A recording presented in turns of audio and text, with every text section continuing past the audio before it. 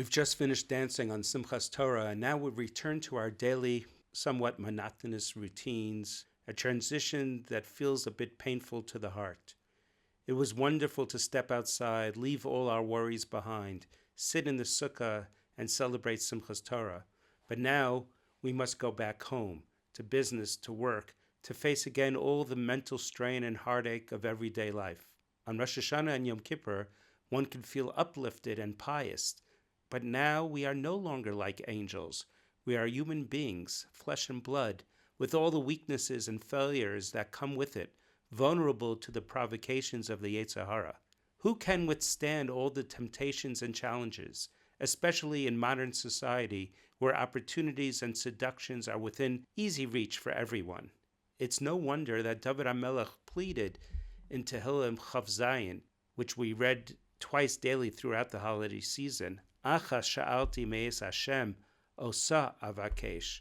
One thing I ask of Hashem, this I seek, to dwell in the house of Hashem all the days of my life. In the shul, one is shielded from the corrupting influences of the outside world, free from its burdens and worries. It's uplifting to hear the chazan, to listen to the rabbi's words of Torah, to feel refreshed meditating on the words of our tefillos, or to make kiddush and say l'chaim after an aliyah on Simchas Torah. Yet how hard is it to leave the idyllic Yom Tov atmosphere and face the demands of real life? It's not by chance that we read Bereishis on Simchas Torah immediately upon completing Zos HaBracha. Beyond symbolizing that the Torah has no end, it reminds us to carry the holiness of Yom Tov into the weekdays, into Parshas Bereishis, the work of creation, the daily world. Perhaps for this reason, beginning this Shabbos, we recite Tehillim Kuf Dalet 104, Baruch Nafshi, every Shabbos afternoon. We say Baruch Nafshi in the winter months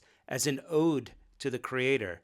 It praises Hashem for the beauty and wonder of His world, a reminder that lifts the Jewish soul during the long, cold, and gray winter months when there are no holidays, when life can feel repetitive and routine. Hashem created the angels first, as it states in Baruch Nafshi. He makes His angels spirits, His servants flames of fire. But He didn't want a world of angels alone. He created earth with man and domesticated and undomesticated animals and birds. He ordained that man should go out to his work until evening, and since Hashem created man alongside the angels, He surely placed within us the spiritual strength to withstand difficulty and confusion. He created within us the intellect, the soul, and the power to live honestly and with holiness, to serve Hashem with joy, and to marvel at His creation.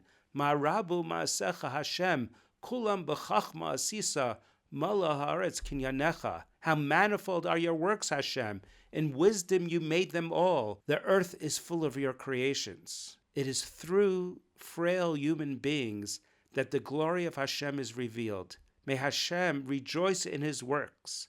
Therefore, Ashir laHashem b'chayai, azamar l'elakai be'odi. I will sing to Hashem with my life. I will sing to my God as long as I exist. In this week's Sedra Bereishis, we read of the first sin, Adam and Chava's transgression that cost them Gan Eden. They had only one commandment, not to eat from the Eitz Hadas until Shabbos. But Chava saw the tree.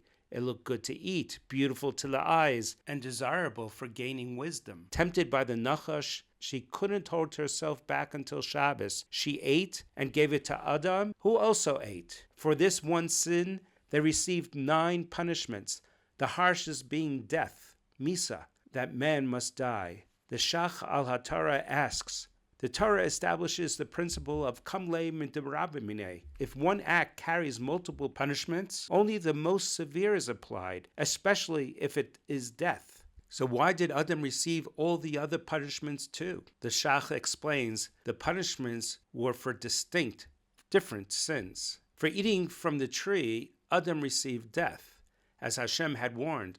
On the day you eat from it, you surely die. But the other punishments came for a sin far worse, for listening to another human being instead of obeying Hashem. It's understandable that Chava sinned. She was drawn by desire. But Adam, the tree didn't entice him, nor the fruit. He sinned only because Chava told him to. That made his sin even greater.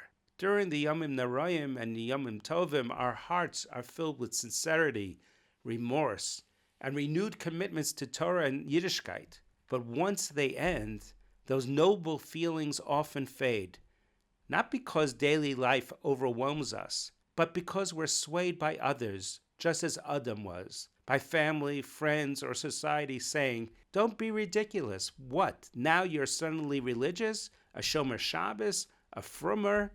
Adam did tshuva only after a great tragedy, when his son Cain murdered Hevel and destroyed a quarter of humanity. From Cain, Adam learned the power of tshuva and sang afterwards Mizmor Shir Liyom HaShabbos. So too, when we see the tragic events of our world, the moral decay, the godlessness, the violence, we must take it as a wake-up call. It should be a turning point to not listen to others, but to Hashem, to the voice of our own souls, and to sing together once more Mizmor Shir Liyom HaShabbos. Shabbat Shalom.